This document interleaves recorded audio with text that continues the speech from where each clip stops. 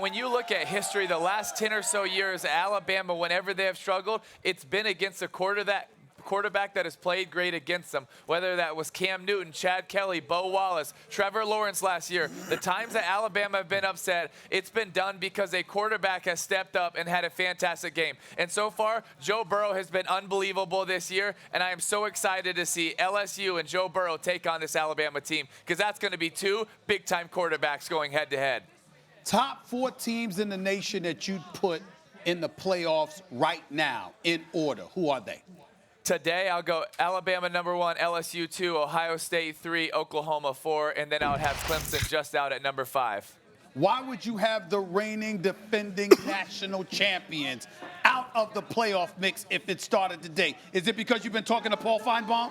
Well, we can't start with their reigning defending national champions. We're supposed to cut it off at the end of last year and start this year fresh. And when you look at this year, you look at the way they played against Syracuse. You look at the way they played against North Carolina. You look at, they're a really good team, have a chance to be a great team. I'm not trying to knock Clemson. What I'm trying to say is if you match them up with what Oklahoma's done, with what Ohio State has done, with what Alabama and LSU have done, I think they're just out. I still think they're going to get to the playoff because of their strength of schedule, and I think they have a chance to do damage because they're going to get better. But right now, they have not been their best, and we're supposed to look at the 4 best teams. So far this year, I do not see them as the 4 best teams, but I do think they will get there. He has been talking to Paul Feinbaum. Yeah, Tim, because we argued about this with Paul, and Stephen A. and I agree about this point. I'd like you just to explain this a little more. Here's my issue.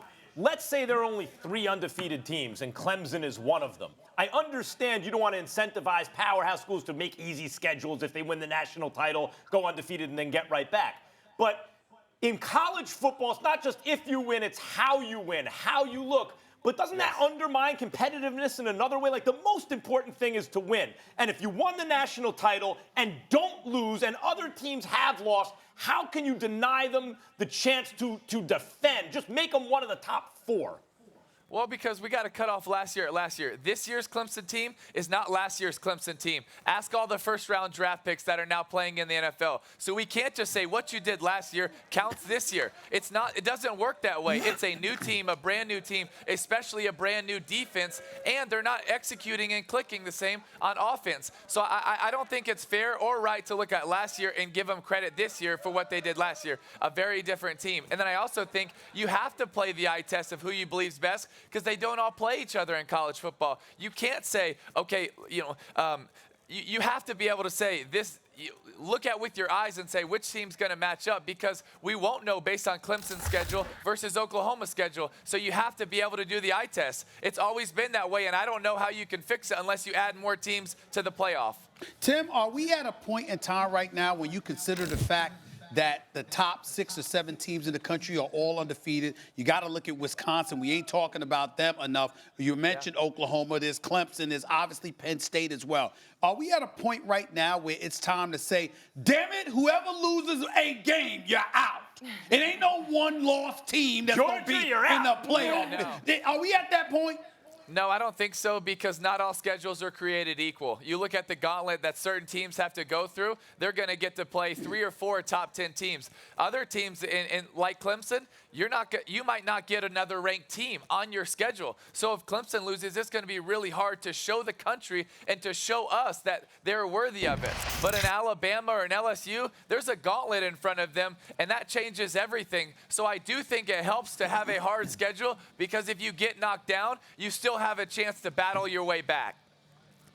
So, Tim, then let's talk about Georgia then. What does their loss to South Carolina mean for them and their playoff chances? Yeah, it's not a good loss. The problem with that loss, it was at home. It was against a South Carolina team that hasn't been executing, and they found a way to win, and you turned the ball over 4 times. Jake Fromm was not at his best. The defense wasn't at their best, and South Carolina even gave them chances by missing field goals to win it, and they still couldn't win it. So I do think that is a really tough loss. But for Georgia, they do play Florida in Jacksonville and possibly an SEC championship game against probably the #1 team in the country at that time. So they they still have some big games. So there's still a chance, an outside chance, Georgia could get back into this thing. Can you tell me a little bit about Jake Fromm? A couple of years ago, this kid was going to be the truth and all that. What's gone on there, Tim? That was my question. I still think he's a really good quarterback. I think he had a tough day. I don't think he was on the same page with his receivers. And I also think having a new offensive coordinator this year has really changed things a little bit. I don't think they're dynamic offensively in their play calling. I don't think they're changing it up a lot. I think other teams are keying on DeAndre Swift and them being able to press and play intense on their receivers. And so I think Georgia has to be more aggressive. They have to back the defense up. South Carolina's corners and linebackers were sitting and squatting on everything last week. You have to threaten the defense down the field. They're just not doing that enough. Notre Dame did the same thing, by the way. Boy, you lucky I'm running out of time with this segment. He had a tough day. Like you want him to go and sit with Dr. Phil. I mean, come on, Tim. But let me ask you before I let you get on out of here. You have a vote right now. Who's your Heisman Trophy winner? Jalen Joe Hurts? Burrow. Tua? Joe Burrow? Joe Burrow. Joe Burrow. He is high on Joe Burrow. Right now, Joe Burrow, I don't think he's going to win it the second week of December, but right now he's got the 2 biggest wins of any quarterback. He went to Austin, and he beat Texas, and he didn't play just okay. He played great. And then again last Saturday night against Florida, a defense that everyone was hyping up, and he carved them up for 4 quarters. He's had the 2 biggest games in college football, and he's been consistent all year. Joe Burrow, if I had to vote today, Joe wins it, but I do think there's a lot to happen. So December, the second week of December, there's going to be a lot of things that will change. Thanks for watching ESPN on YouTube. For more sports highlights and analysis, be sure to download the ESPN app. And for live streaming sports and premium content, subscribe to ESPN+.